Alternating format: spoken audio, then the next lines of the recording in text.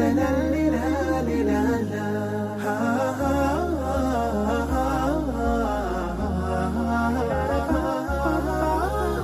كتاب الله قلبي صار حي، وبحياتي صار لي ظل وفاي، ويوم عادت نفسي وروحي ليه عادت أيامي وأحلامي إلي.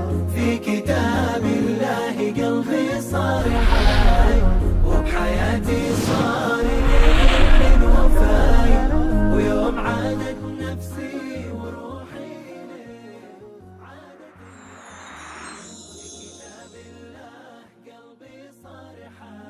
بسم الله الرحمن الرحیم. اللهم صل علی محمد و علی آل محمد كما صليت على ابراهیم و علی آل ابراهیم انك حمید مجید و بارک علی محمد و علی آل محمد كما باركت على ابراهیم و علی آل ابراهیم انك حمید مجید. عرض سلام دارم و ادب و احترام خدمت همه شما خوبان و سروران. در یکی دیگر از برنامه‌های مثال‌های قرآنی در خدمت شما خوبان و سروران هستیم. ما انسان‌ها در زندگی خودمون تحولات زیادی رو مشاهده می‌کنیم، چه در زندگی فردی خودمون و یا در زندگی ماحولمون و یا حتی دورتر از خودمون. می‌بینیم که خیلی وقتها فراز و نشیب‌هایی به سراغ زندگی میاد. خیلی ها در زندگی وضعشون خوبه، ثروت دارن، مال دارن، الله متعال به اونها نعمت‌های فراوانی داده، اما چند سالی میگذره و به یک باره میبینیم که وضعیت تغییر میکنه، از عرش به فرش میرسن. شهرهایی هستن، آبادی‌هایی هستن، این اتفاق براشون میفته. خیلی از شهرها، آبادی‌ها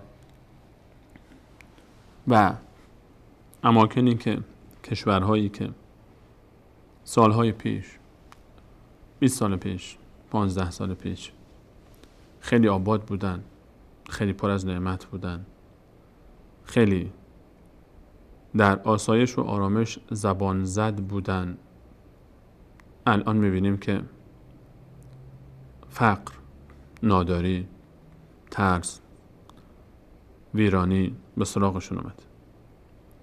در تاریخ این اتفاقها زیاد تکرار شده. اماکنی، شهرهایی که الله متعال به آنها نعمت‌های فراوانی داده بود، فرصت‌های زیادی داده بود، نعمت‌های الله متعال از همه طرف به سمت آنها می اومد، اما چند سالی بیشتر دوام نکرد یا شاید حتی چند دهه‌ای هم رفتن، 30 سال، 40 سال، 50 سال، روز به روز وضعشون بهتر و بهتر شد، اما به یک باره در عرض چند سال همه چی عوض شد و متحول شد. کشورهایی رو سراغ داریم که چندین سال پیش معروف بودن، چند دهه پیش به ثروت و نعمت تا حدی که در ظرف‌هایی از طلا و نقره غذا می‌خوردن، الان همون کشور، همون شهر و دیار در گرسنگی در دنیا معروف و چه بسا سالانه در این کشور خیلی از گرسنگی میمیرن. کشوری که چندین سال پیش شعارش این بود که هرگز قحط‌سالی و گرسنگی به کشور ما نخواهد اومد، الان وضعیتش به حدی است که انسان اشک میریزه براش. این اتفاقات از کجا ایجاد میشه؟ چطور بعد از نعمت نقمت میاد؟ چطور نعمت از دست میره؟ زوال نعمت دلیلش چیه؟ الله متعال در قرآن کریم در قالب یک مثال برای ما از این حقیقت پرده برمیداره که زوال نعمت چه دلیلی داره و چه چیزی سبب زوال نعمت میشه. در سوره مبارکه نحل الله متعال در آیه 112 برای ما مثال میزنه. در آیه 112 این گونه میخوانیم که الله متعال میفرماد و ضرب الله مثلا، و الله تعالی برای شما مثال زده. و ضرب الله مثلا، الله متعال برای شما مثالی زده. قریتن، یک قریه ای رو، آبادی و شهر و دیاری که الله متعال اسمش رو ذکر نکرد برای ما در این آیه. زیاده مهم نبود اسمش چی بود، مهم اینه که الله متعال برای ما ذکر کرده که این قریه یک صفاتی داره که این صفات در خیلی از شهرها و سرزمین‌های ما الان یافت میشه و یافت میشد قبلا و الان میبینیم که حکایت اون شهر و دیار هم مثل این شهر و دیاریه که الله متعال برای ما معرفی میکنه. الله متعال میفرماید و ضرب الله مثلا قریة، الله تعالی برای شما مثال میزنه حکایت اون آبادی و شهر و دیاری رو که کانت امینة، در امان بود. امنیت بزرگترین نعمتی است که الله متعال به یک سرزمین میده.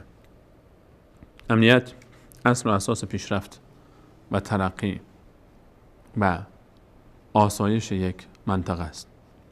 این شهر و دیار، سرزمین، ویژگی اولش این بود که کانت امینة، بسیار امنیت داشت.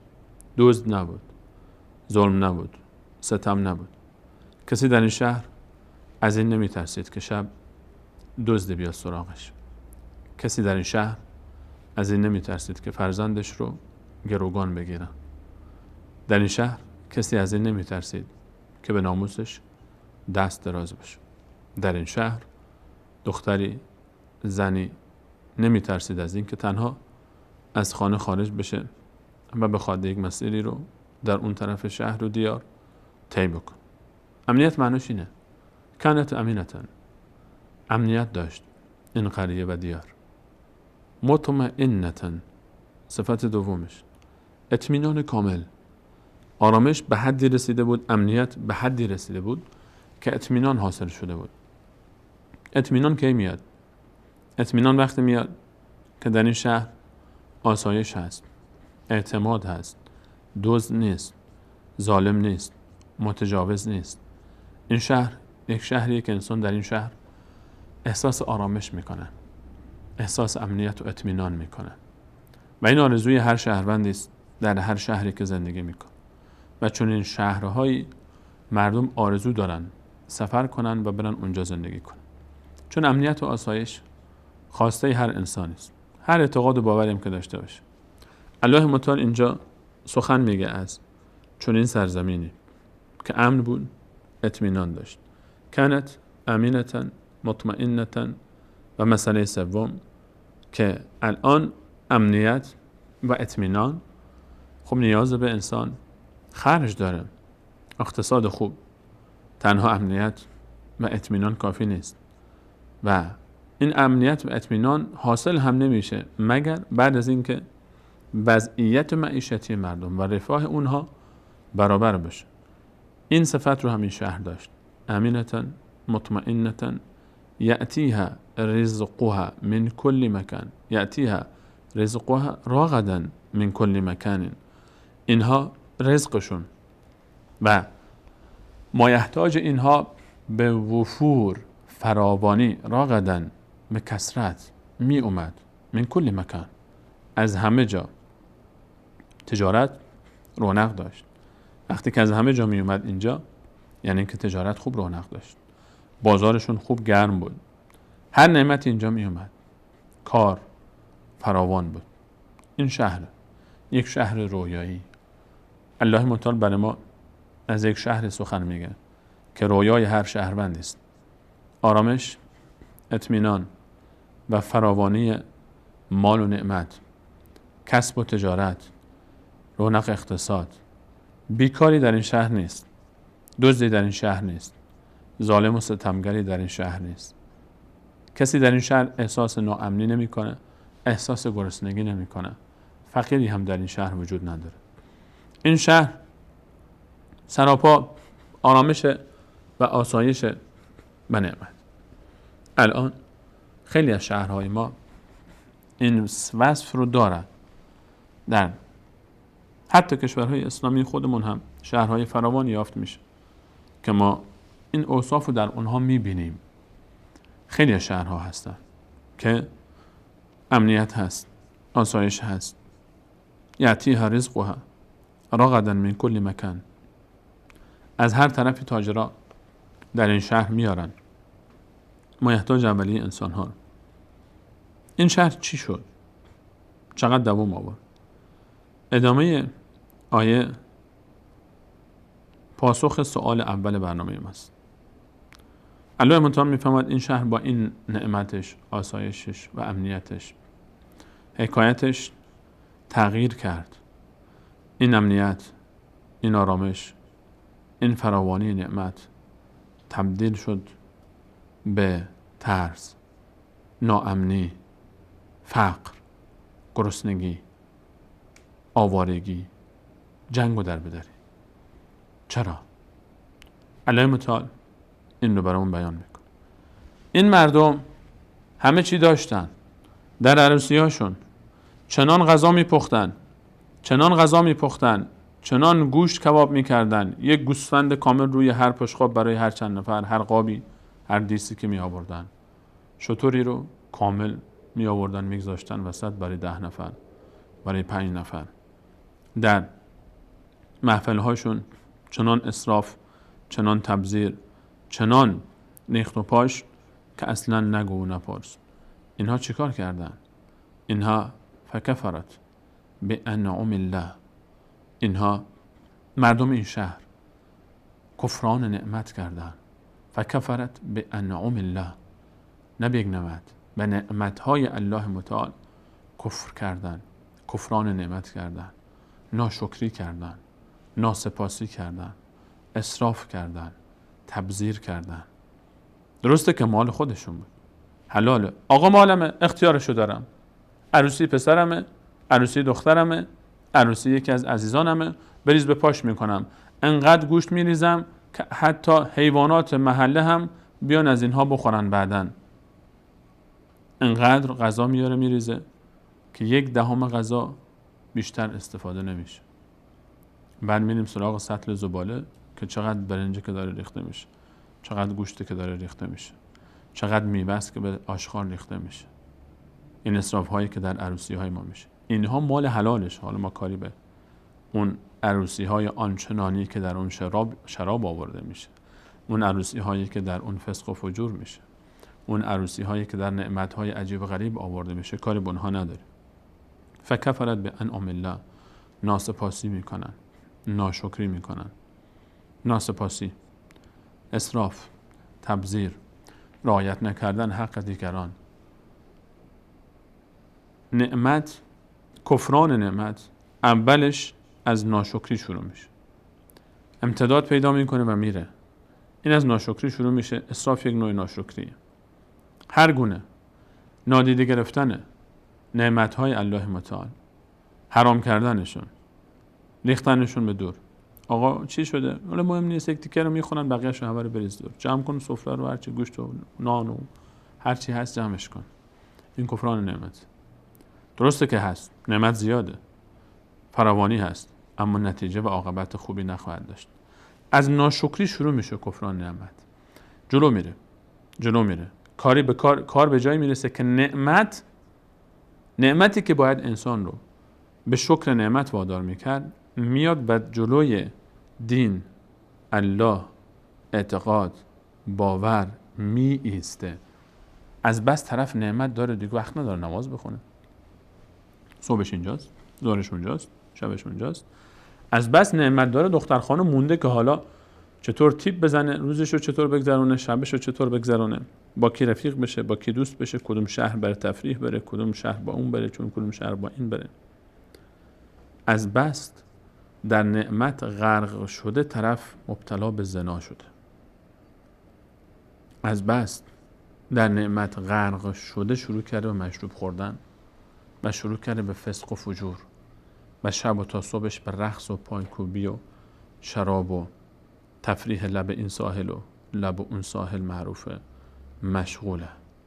از بس نعمت داره نمیدونه که کدوم مدل ماشین چند میلیون دلاری رو سوار بشه، کدوم قصرش رو بره تفریح بکنه. الله، دین، اعتقاد، باور همه فراموش میشه.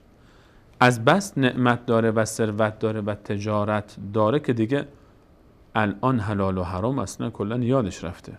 زکات، انفاق، فقرا، مساکین، تجارت حلال، حرام، این چیزا اصلا براش مهم نیست.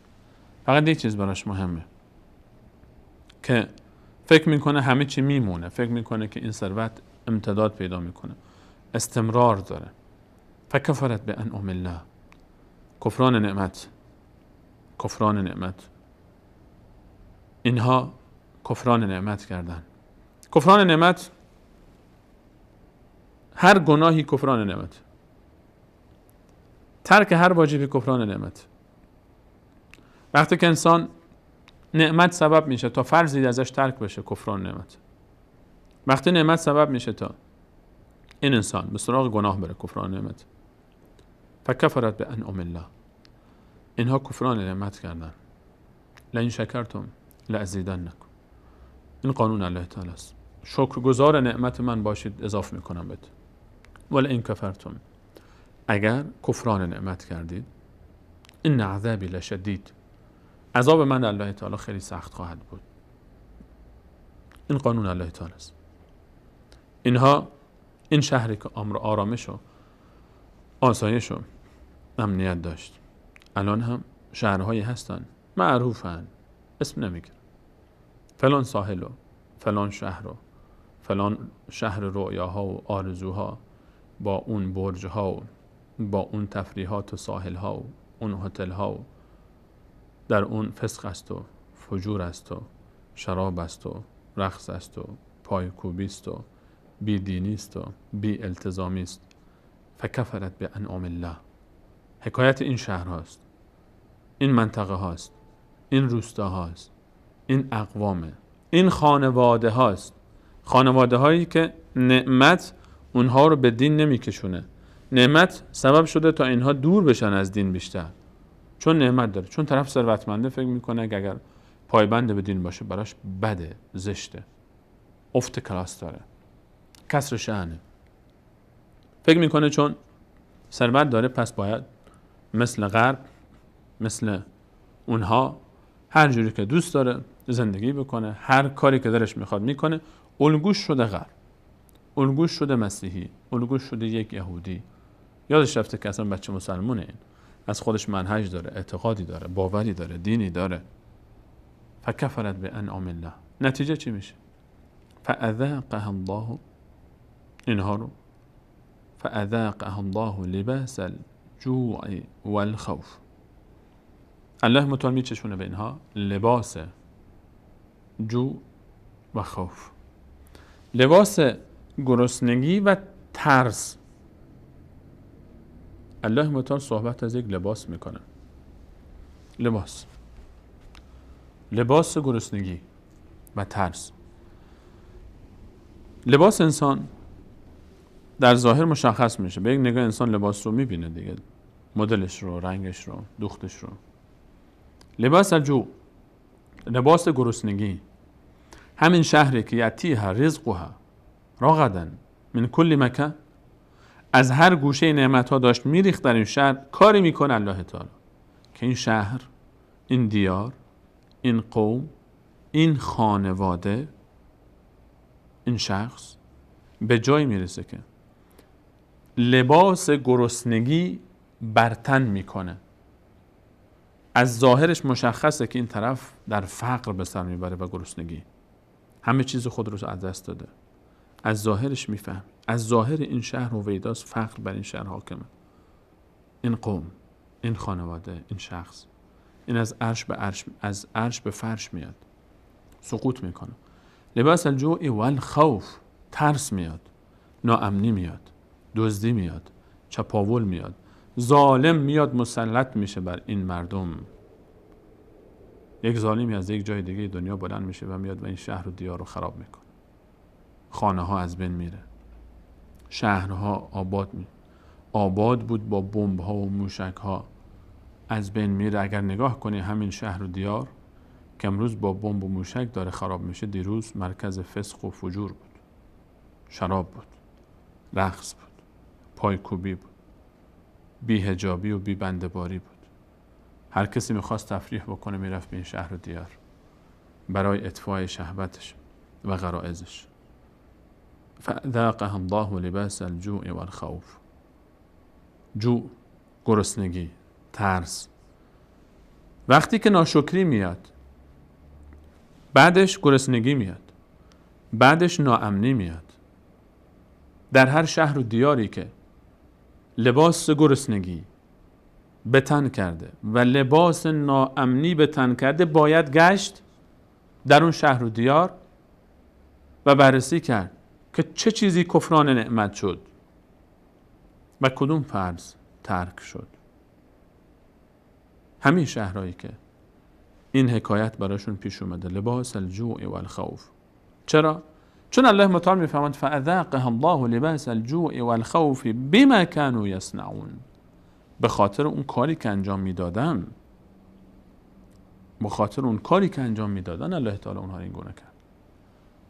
کشوری، شهری 10 سال پیش، 20 سال پیش، 30 سال پیش، 40 سال پیش در ناز و نعمت، آرامش و آسایش، امنیت کامل، با کل ثروت داشت زندگی میکرد. اون شهر عروس منطقه حساب میشد. الان همون شهر ناامنه، دزدی داره، گروگانگیری داره، قتل داره، تجاوز داره، ناامنی داره، گرسنگی و فقر داره، بدبختی و فلاکت داره. چرا؟ به خاطر اینکه الله تعالی لباس فقر و ناامنی بر اینها پوشان، به خاطر بما كانوا يصنعون، به خاطر کارهایی که میکردن. باید گشت و دید چه چیزی کفران نعمت شد. وظیفه این شهرها و مردم این شهرها و دیار اینه که برگردن ببینن چه کردن، ترک کنن اون رو، دوباره برگردن تا این اتفاق براشون نیفته. فاذاقها الله لباس الجوع والخوف بما كانوا يصنعون. الله متعال به ما مثال زد شهر و دیاری رو که آبادی بود، آسایش و امنیت و رفاه بود.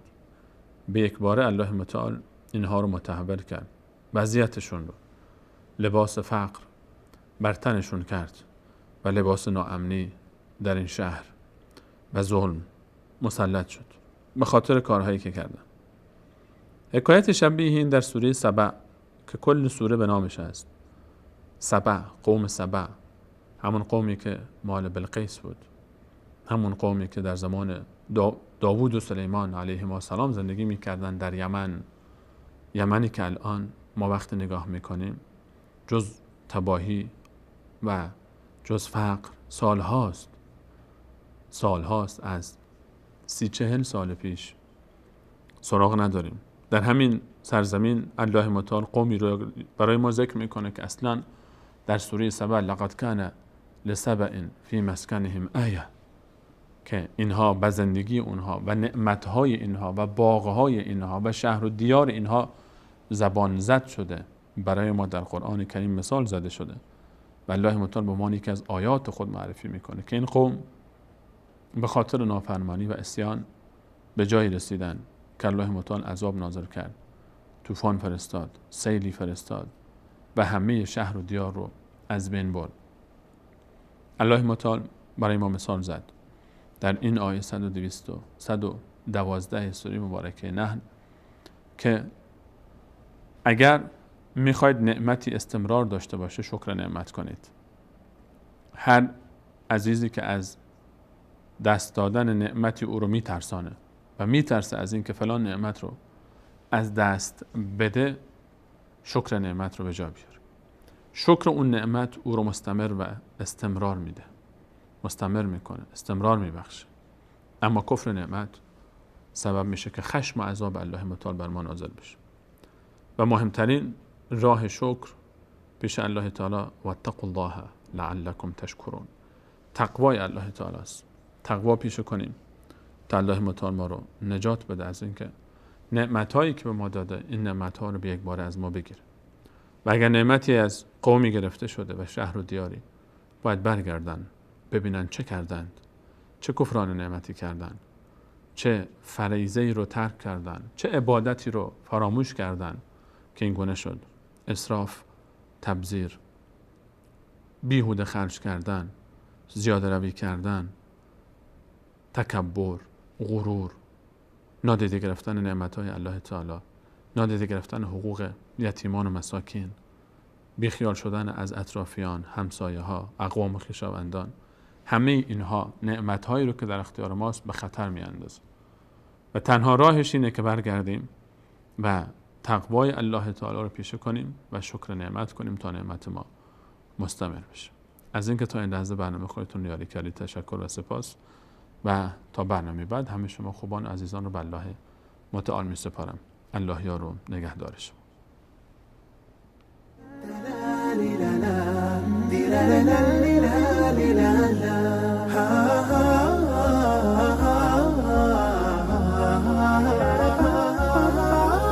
في كتاب الله قلبي صار حي وبحياتي صار لي ظل وفاي ويوم عادت نفسي وروحي له عادت ايامي واحلامي الي في كتاب الله قلبي صار حي وبحياتي